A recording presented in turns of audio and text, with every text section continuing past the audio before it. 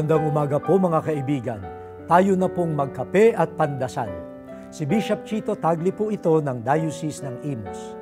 Sa umagang ito, pagdasalan po natin, palakasin ang loob ng mga nanghihina.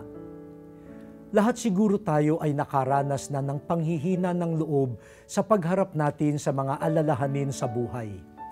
Nakalulungkot nga lamang dahil may ibang tao na hindi dumaramay sa iyo. Kung minsan ay nakadaragdag pa sa panghihina mo, parang tinanggalan ka pa ng natitirang lakas. Bilang mga magkakapatid, maging sensitibo tayo sa panghihina ng ating kapwa. Lahat ng tao, lalo na ang mga nagsisikap na magpakabuti at magpakabanal, ay daraan sa matinding pagsubok.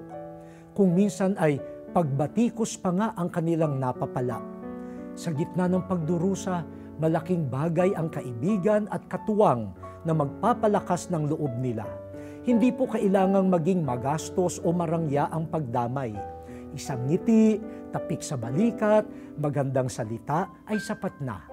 Buksan ang ating mga mata, hanapin ang pinanghihinaan ng loob, tulungan mong palakasin sila.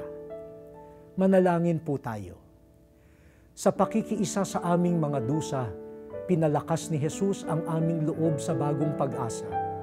Tulungan mo kaming magpalakas ng loob ng iba. Amen.